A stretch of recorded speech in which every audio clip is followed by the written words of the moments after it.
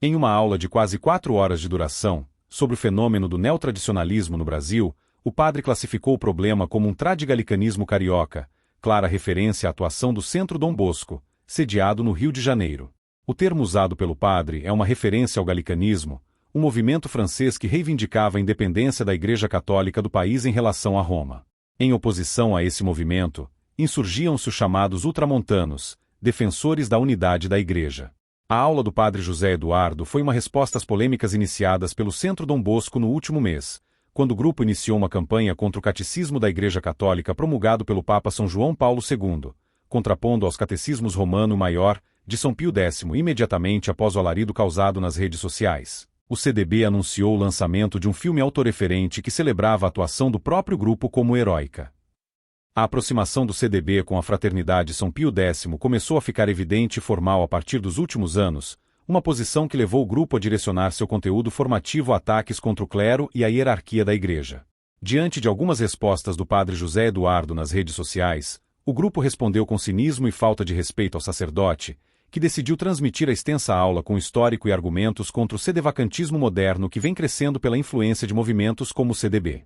O padre relaciona o lefebvrismo praticado pelo CDB com um tipo de liberalismo canônico e um amissionismo, sem missa, que ele vincula a uma prática perigosa de liberdade religiosa, tese liberal e moderna, muito embora os neotradicionalistas sejam conhecidos por suas declarações antiliberais. O padre recordou que Dom Lefebvre assinou e aprovou todos os documentos conciliares, mas depois rebelou-se contra a hierarquia. Na aula, o padre associa o movimento do sedevacantismo moderno ao mesmo fenômeno do subjetivismo protestante, que nega a autoridade hierárquica tradicional em nome de um exame individual, racionalista, pondo no centro o arbítrio privativo a certos movimentos vistos por si mesmos como vozes autênticas em matéria de infalibilidade. Além disso, o padre alerta que o sedevacantismo não é propriamente o maior problema, já que muitos movimentos que praticam a descrença na validade do Romano Pontífice chegam ao ponto de uma prática de eclesiovacantismo, isto é, a crença de que a própria Igreja Católica já não existe. Com isso, o padre rebate alguns argumentos comuns que circulam entre os grupos neotradicionalistas, em sua maioria sustentados pela própria Fraternidade São Pio X. Um desses argumentos é o de que a Missa Nova e suas rúbricas aprovadas pelo Papa São Paulo VI põem em risco a fé dos fiéis. O padre José Eduardo recorda que, em geral, este argumento é usado tendo como base abusos litúrgicos e que as rúbricas do novo missal jamais poderiam fazer um fiel perder a fé. Mais ainda, sustentou o padre, as pessoas não apenas não perdem a fé, mas elas perdem a alma se elas pararem de frequentarem os sacramentos, se elas não irem à missa de domingo, disse o padre na aula disponível no YouTube. Uma das teses frequentemente usadas contra o novo missal, por exemplo, é contra o autor da maioria dos textos litúrgicos conciliares, o Monsenhor Bugnini, tido como maçom e, portanto, associado a inimigos da Igreja. O padre José Eduardo contou a história dessa tese e quando ela apareceu e reapareceu, mostrando ser ela um tanto fraca em termos de credibilidade. Ainda assim, sendo verdadeira, não seria suficiente para invalidar o missal, uma vez tendo sido promulgada pelo Papa Paulo VI, reconhecido como pontífice válido até pela FSS Peixes. Além do mais, diz o padre, a Semana Santa atualmente celebrada pela própria fraternidade é de autoria do mesmo Bugnini, o que segundo o critério sedevacantista, deveria também ser invalidada em nome de uma anterior. O padre faz afirmações fortes que servem como alerta aos fiéis sobre o lefebvrismo, movimento de seguidores do bispo excomungado Dom Marcel Lefebvre.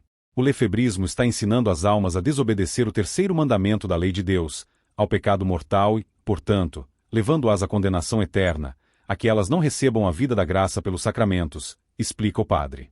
Ele ainda acrescenta que a convivência com os ambientes sedevacantistas leva as pessoas a aceitarem os erros e o subjetivismo da fraternidade frente à autoridade da Igreja, levando, aí sim, à perda da fé. Com exemplo disso, ele cita um padre ordenado pela FSS Peixes, Francis Palquist, que, após alguns anos no grupo, apostatou, virou tatuador, assumiu-se homossexual e hoje é um influencer desconstrutivista, tendo até mesmo fundado um projeto intitulado Eu Sou Judas Iscariotes. Outro argumento ressaltado pelo padre foi a imutabilidade do missal de Pio V pelo concílio. Segundo este critério, disse o padre, também não se deveria utilizar o breviário de Pio X, modificado radicalmente em relação ao de Pio V que também havia sido afirmado como imutável. Mas nem mesmo o de Pio V é praticado pela fraternidade. Ocorre que, como afirma expressamente o Concílio de Trento, nenhum papa pode estabelecer um rito para sempre.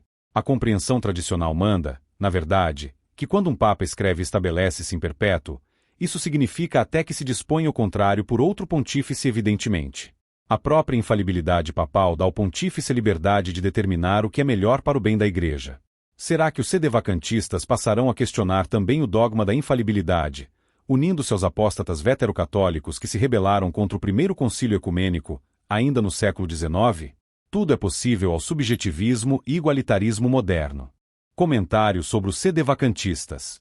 Um dos mais influentes nomes por trás do trabalho do Centro Dom Bosco e que abrange outras iniciativas crescentes na direita brasileira, é o conhecido professor Orlando Fedeli. Quanto mais difamador de todos os movimentos católicos, Fedeli ganhou a alcunha de Lutero do Brasil, um alerta do saudoso Dom Henrique Soares, que escreveu certa vez sobre o site da Associação Montfort, criado por Fedeli para difamar diversos movimentos católicos. É o caminho que leva à heresia e ao cisma. É bom evitá-lo. Queira Deus que os jovens não se deixem levar por essas ideias obsessivas. Os frutos de Fedeli são o Centro Dom Bosco, que em uma entrevista ao também discípulo do Lutero do Brasil, Marcelo Andrade, assumiu a influência determinante de Fedeli no trabalho feito por eles. Sobre a influência perniciosa de Orlando Fedeli, um site foi criado reunindo seus erros.